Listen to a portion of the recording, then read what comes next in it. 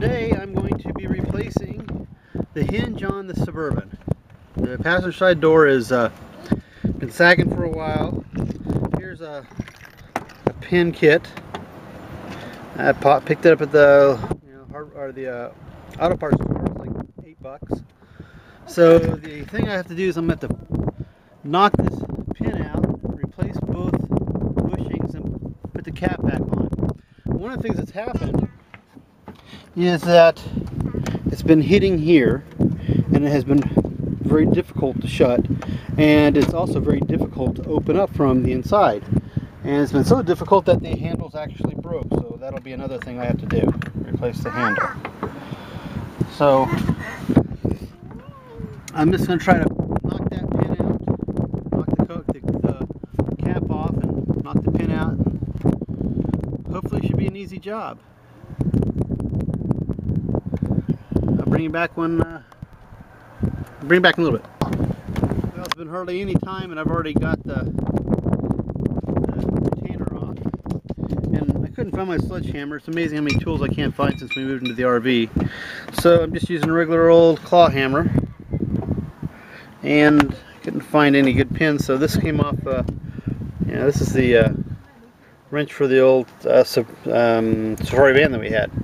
So I've got my son out here to help me hold the door up while I get the rest of the pin out, and we'll continue on. Alright, we're heading back to the auto parts store. On the package it has two different sizes of bushings. There's two different sizes for them to go into. Well, in the package, both bushings are the exact same size.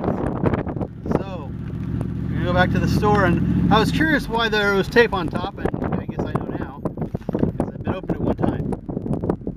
So I have I had to take the bottom hinge out to get to the bushings, and instead of putting it all back together, I have a door holder. It's holding the door while we're heading over to the auto parts store. Fun stuff. Simple job. Getting a little bit more complicated. Well, as you can see, the bushings are definitely different sizes. They had no problem exchanging them. It was, pretty simple. I showed them that there's maybe two different sizes. They went over to the shelf, grabbed another one, said, "Yep, they're two different sizes," and just exchanged them for me. So now we're going to go ahead and put it back on, put it back together. Well, since the flat part goes like this up here, and the other one goes in here and gets sandwiched between it so it doesn't fall out, the only way to really do that was to take out the bottom hinge. So the whole door will be loose except for the wires. Okay, it required just a little bit of a manual adjustment here, or what do you want to call it, physical force, and a little bit of wiggling of the door, and they just kind of slid right in place. Now it's time for me to put the caps on, or the locking pins on. So you can see the bushings in there, and I'm going to have to figure out a way to get that spring, this little tiny spring, back in there. I guess that's really not really tiny, but I have to figure out how to get the spring back in. That might be fun.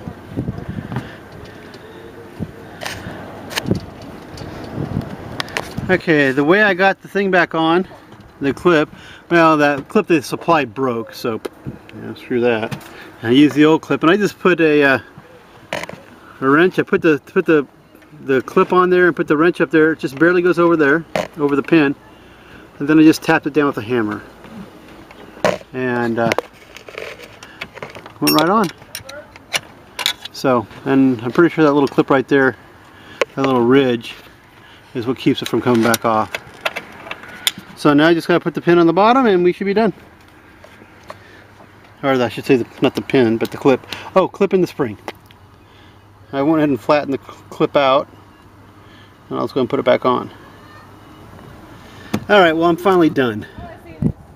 The pins were easy to get in. It was this spring right here. I don't know if you can see that or not. Yeah, you can see it. That spring, it was a booger to get in.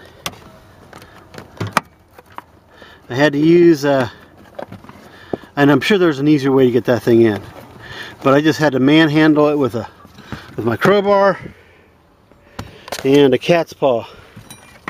I think that's what's called, pry bar or whatever. And I finally just manhandled it in. It took me, I've been working on it for about an hour. Finally got it done. So, let me get this little rubber thing in.